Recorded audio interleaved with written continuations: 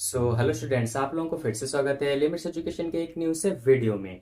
तो जैसा कि आप लोग जानते ही हैं कि अभी हमारा चल रहा है क्लास 9 के एनसीईआरटी बुक का लाइंस एंड एंगल्स वाला चैप्टर, जिसमें कि ऑलरेडी हम इंट्रोडक्शन पार्ट और एक्सरसाइज 6.1 को इसके पिछले वाले वीडियो के साथ खत्म कर चुके हैं। तो आज की इस वाले क्लास में हम स्टार्ट करने वाले हैं एक्सरसाइज 6.2 को। ठीक है।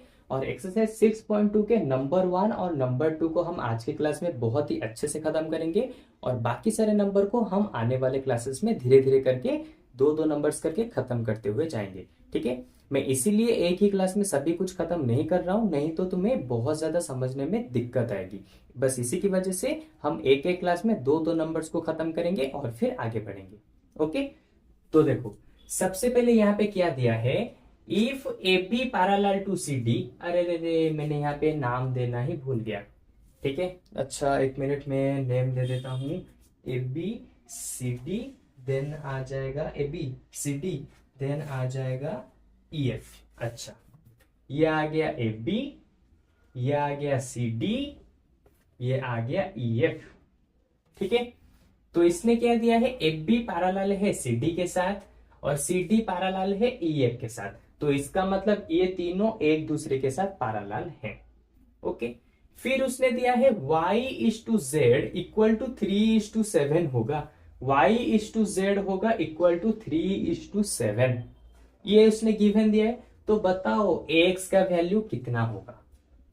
तो सबसे पहले हमें क्या करना है, पहले इन दोनों के वैल्यू को हमें अच्छे से लिखना पड़ेगा, क्योंकि ये दोनों रेशियो में है। तो हमें डायरेक्टली नहीं लिख सकता कि y इक्वल टू 3 होगा, z इक्वल टू 7 होगा।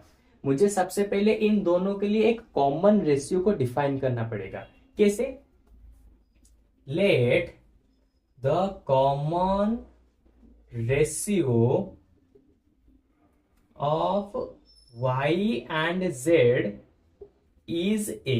यानी कि y z के लिए मैंने एक कॉमन रेशियो ले लिया जिसका नेम है a। ओके। तो अब मैं लिख सकता हूं y इक्वल टू 3 नहीं 3a। ओके।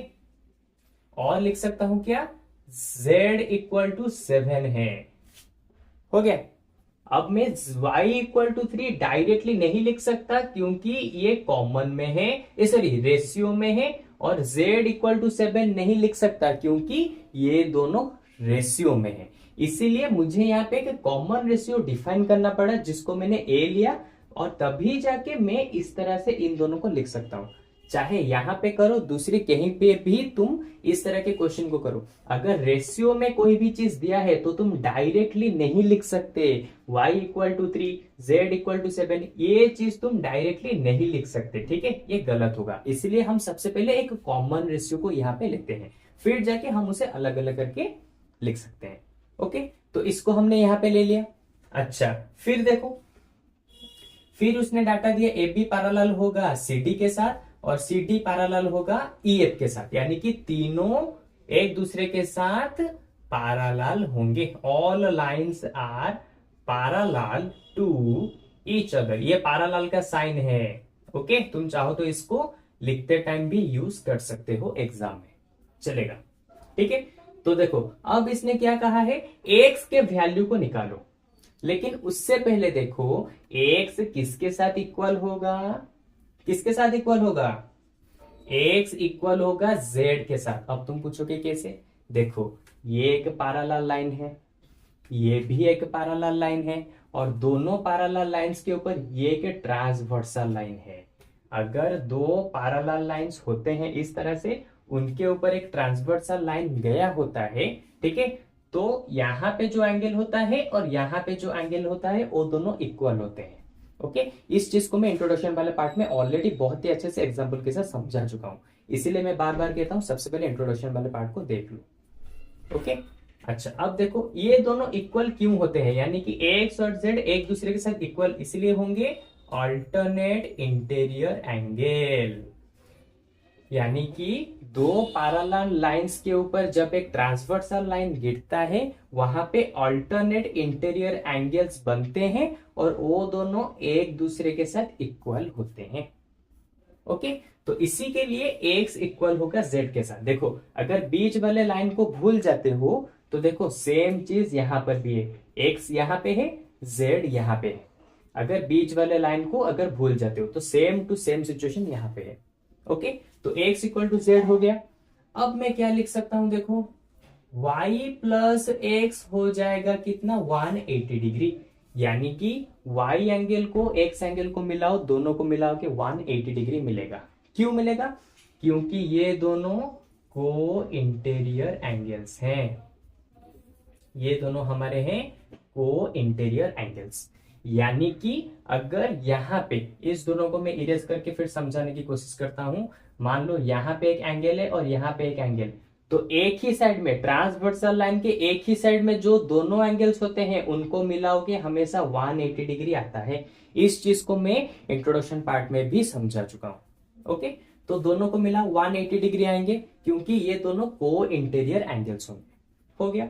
अब यहाँ पे थोड़ा सा मैं चेंजेस करूंगा। क्या, y जैसा था रहेगा, x की जगह मैं लिख सकता हूं z, क्योंकि अभी मैंने बताया x जो होता है z भी वही होता है, लिख दिया। y का हमने कितना लिया था, 3a, z का लिया था हमने 7a इक्वल टू 180 डिग्री। तो यहाँ पे सॉरी za नहीं, ये हो जाएगा 7a। तो 3a प्लस 7a हो जाएगा 10a इक्वल टू 180 डिग्री, और a हो जाएगा 180 डिग्री, 10 यहाँ पे आके डिवाइड हो जाएगा, तो ये कैंसिल इक्वल टू 18 डिग्री। तो ये a यहाँ पे मिल गया 18 डिग्री। अब तुम पूछोगे कि सर हमें तो x चाहिए था, a निकाल के हम क्या करेंगे। सबसे पहले देखो यहाँ पे उसने दिया था x इक्वल टू z, हमने निकाला था, और z किसके इक्वल होता है, 7a के इक्वल। तो इसका, अरे भाई x z के साथ इक्वल है, z 7a के साथ इक्वल है, तो इसका मतलब मैं लिख सकता हूं x इक्वल हो जाएगा 7a के साथ। ओके, और फिर देखो 7 रहा, a का वैल्यू कितना है 18, तो 7 इंटू 18। तो अब दोनों को मल्टीप्लाई करो, 8 7 जा 56, तो 5 7 1 जा 7 7 5 12 126 डिग्री। तो लो, इसी के साथ हमारा x का वैल्यू भी हमने यहाँ पे निकाल दिया। ओके, तो चलो अब मुझे लगता है कि तुम इसको तो समझ चुके होगे। अब इसको इरेज करके इसके नेक्स्ट वाले नंबर को करते हैं, ठीक है। और हमेशा इस तरह के कंडीशन को, अल्टरनेट इंटीरियर एंगल्स, को इंटीरियर एंगल्स कहाँ पे बनते हैं, क्यों बनते हैं, अगर अभी तक इसमें डाउट है तो इंट्रोडक्शन वाले पार्ट को जरूर देख लो, वहां पे तुम्हारा पूरा ही डाउट क्लियर हो जाएगा। ओके, तो चलो सबसे पहले मैं इसको अभी इरेज कर देता हूं और नंबर 2 वाले क्वेश्चन को लिख देता हूं। ओके, चलो तो देखो नंबर 2 में क्या दिया है, if A B parallel to C D, अगर ए बी पैरेलल है सी डी के साथ, ई एफ परपेंडिकुलर है सी डी के साथ, ई एफ सी डी के साथ परपेंडिकुलर है, यानी कि यहाँ पे 90 डिग्री बना रहा है। Okay, and GED equal to 126 degree, GED यानी कि ये बड़ा सा एंगल है 126 डिग्री का। ओके, तो फाइंड करना है एजी एंगल कितना होगा, जीईएफ एंगल कितना होगा, एफजीई एंगल कितना होगा। ठीक है, तो इजीली हम इसे फाइंड आउट कर सकते हैं। कैसे, देखो सबसे पहले एजीई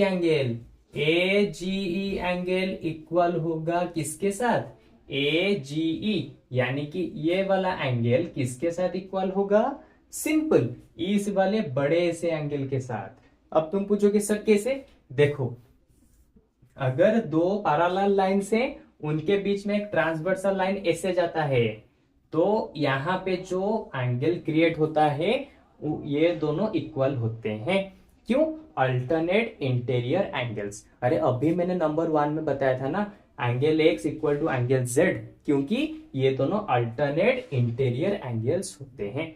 तो यहां पे देखो ये दोनों पैरेलल लाइन से, जीई एक ट्रांसवर्सल है, तो इसका मतलब ए जीई यानी कि ये वाला एंगल, और जीईडी यानी कि ये बड़ा सा एंगल, इस ट्रांसवर्सल के दोनों साइड में जो एंगल्स बन रहे हैं इसी ट्रांसवर्सल के, ये दोनों एंगल्स एक दूसरे के साथ इक्वल होंगे।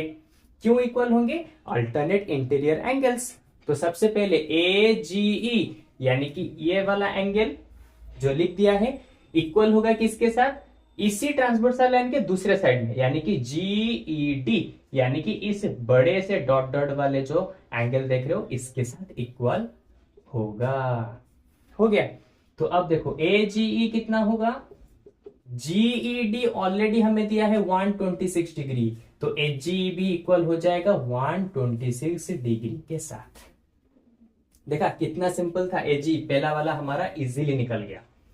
अब दूसरा वाला चाहिए GEF, तो GEF इसको थोड़ा सा इंटरेस्टिंग तरीके से समझो, ठीक है। अच्छा, ये जो बड़ा सा एंगल देख रहे हो यानी कि GED, ठीक है, ये जो बड़ा सा एंगल देख रहे हो GED, ये कैसे निकला है, सिंपल, इस छोटे वाले एंगल को मिला के और इस तरफ बड़े वाले एंगल को मिला के निकला है कौन, GED, यानी कि GED ये बड़ा सा डॉट डॉट वाला एंगल निकला है। किसको किसको मिला के, इस छोटे से एंगल को और इस छोटे से एंगल को।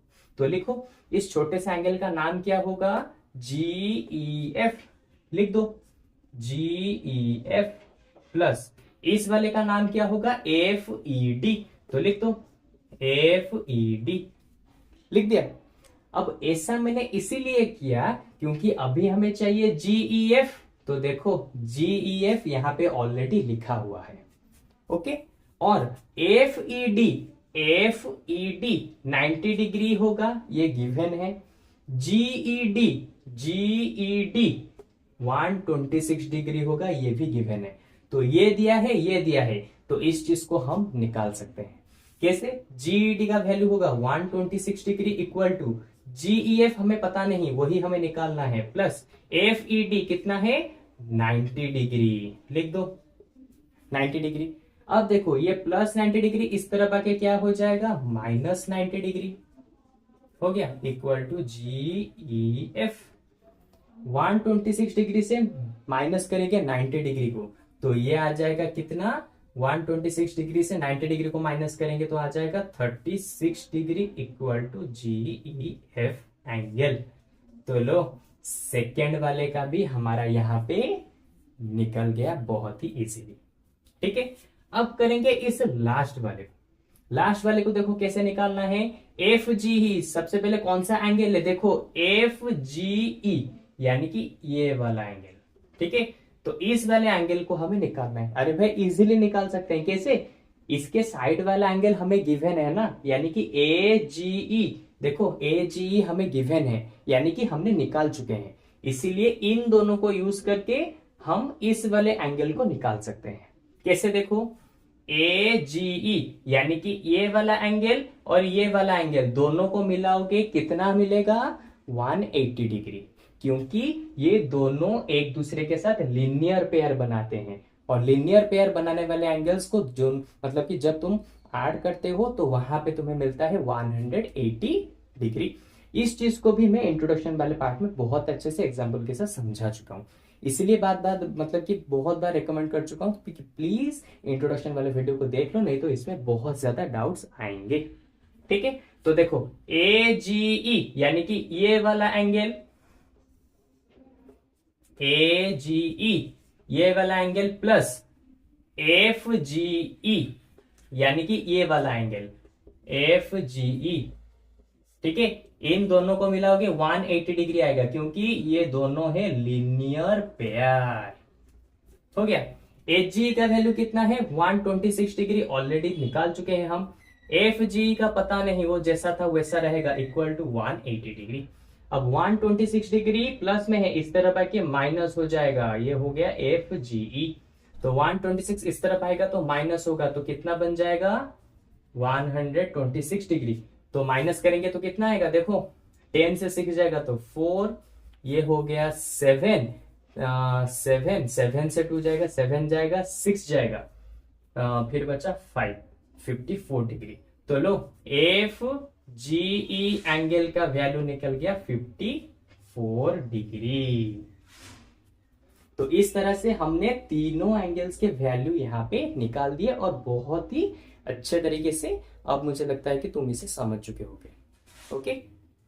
तो चलो इसी के साथ हमारे एक्सरसाइज 6.2 के 2 नंबर्स आज के क्लास में खत्म हो गए, और बाकी के नंबर्स हम आने वाले क्लास में थोड़ा थोड़ा करके खत्म करते हुए आगे बढ़ेंगे, ठीक है। एक ही क्लास में सब कुछ खत्म नहीं करेंगे, नहीं तो तुम्हें बहुत ज्यादा इसके ऊपर कंफ्यूजन रह जाएगा। थोड़े थोड़े नंबर्स को करो लेकिन अच्छे से समझो, ठीक है। लेकिन फिर भी अगर इसके ऊपर तुम्हारा कुछ भी डाउट रहता है तो सिंपली हमारे वेबसाइट के ऊपर जाओ और वहां पे हमारे फ्री लाइव क्लासेस को ज्वाइन कर लो, जहां पे मैं तुम्हारे साथ डायरेक्टली बात कर मतलब कि डायरेक्टली बात करूंगा लाइव क्लासेस के दौरान, और तुम्हारे किसी भी डाउट्स को तुम्हें लाइव क्लासेस के दौरान ही सॉल्व करा दूंगा। ओके, तो चलो आज के वीडियो में बस इतना ही। अब हम लोग मिलेंगे इसके जस्ट एक न्यू से वीडियो में इसके नेक्स्ट वाले नंबर्स के साथ। ओके, तो चलो बाय बाय।